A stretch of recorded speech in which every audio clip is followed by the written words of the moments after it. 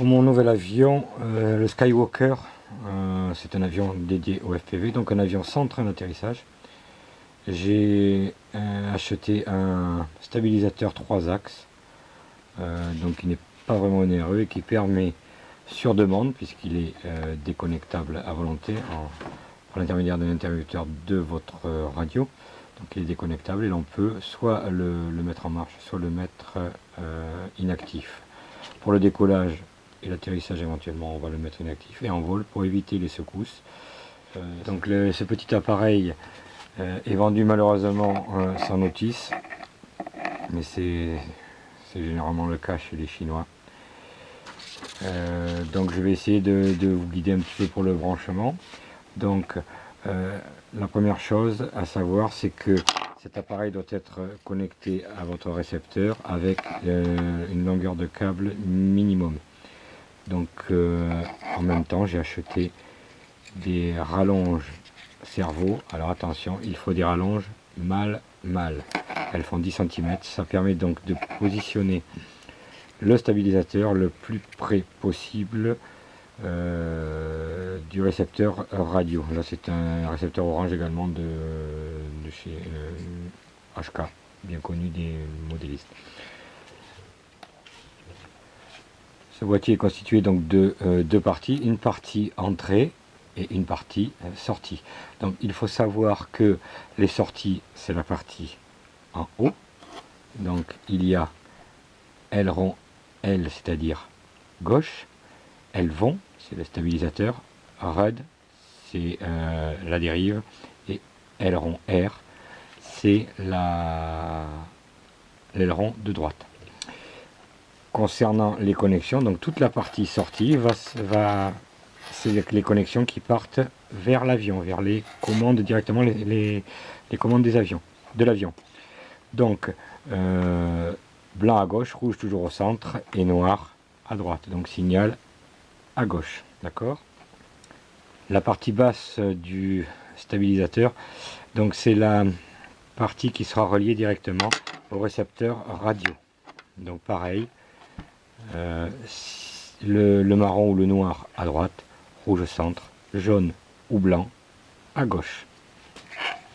On verra tout à l'heure les différentes connexions. Autre chose sur ce stabilisateur, donc théoriquement il faut le mettre sur une mousse assez dense avec un velcro pour éviter les vibrations, le plus horizontal possible. Et ici c'est l'avant de l'avion, ici c'est l'arrière de l'avion. On peut le mettre dans l'autre sens, mais l'idéal est de le mettre ici. Sur le boîtier, donc, je disais, il y a 3 petits réglages du gain. Donc, vous allez décoller votre avion sans mettre en marche le stabilisateur. Une fois stabilisé en vol, vous le mettez en marche, vous regardez comment il réagit, et en fonction, vous pourrez régler grâce à ces 3 petits potentiomètres.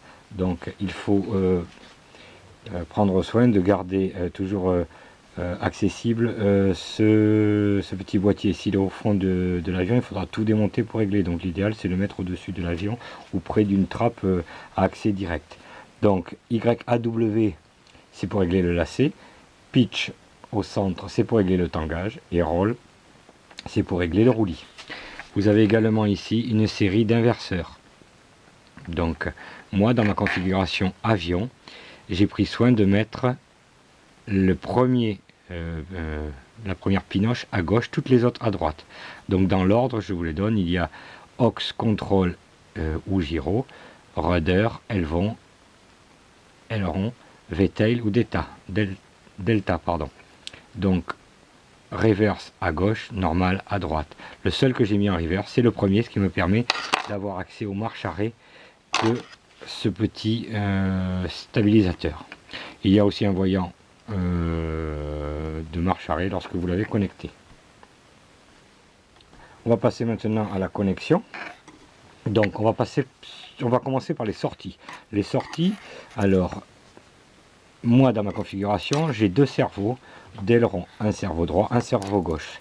Vous voyez ici, je l'ai connecté directement sur aileron gauche et je vais mettre un Y. Comme ça, mes deux cerveaux seront connectés uniquement sur aileron gauche. D'accord?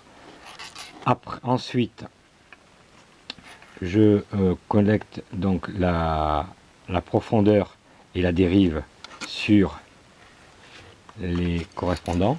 Donc, comme je vous disais tout à l'heure, la dérive c'est rudder et la profondeur c'est élevon. Donc, élevon vers élevon, rudder vers rudder.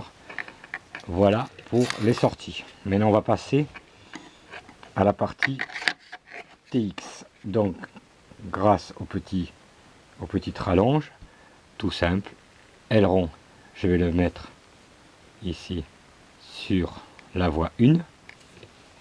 Le deuxième élevon sur la voie 2, c'est-à-dire la voie 2, c'est toujours la profondeur.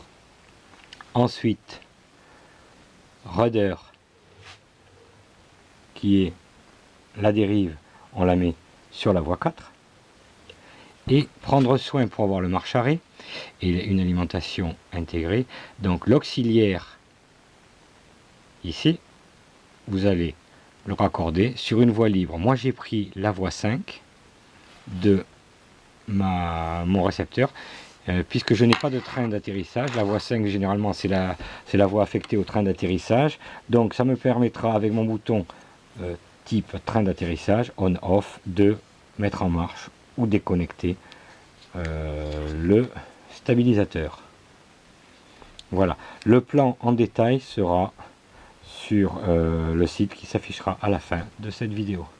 Voilà, bon vol et bon courage. Le plus dur dans tout ce montage, c'est le réglage des gains, puisqu'il faut poser l'avion à chaque fois, ouvrir la trappe ou aller voir où est le stabilisateur et modifier légèrement ces gains. Alors ce qu'il y a, il ne faut jamais mettre les gains à fond, sinon vous allez carrément déconnecter le système ou avoir des gros soucis de vol. Donc il faut être assez doux dans les réglages et le faire progressivement. Donc vous réglez étape par étape le lacet, le tangage ou le roulis, mais évitez de tout régler en même temps. Bon vol.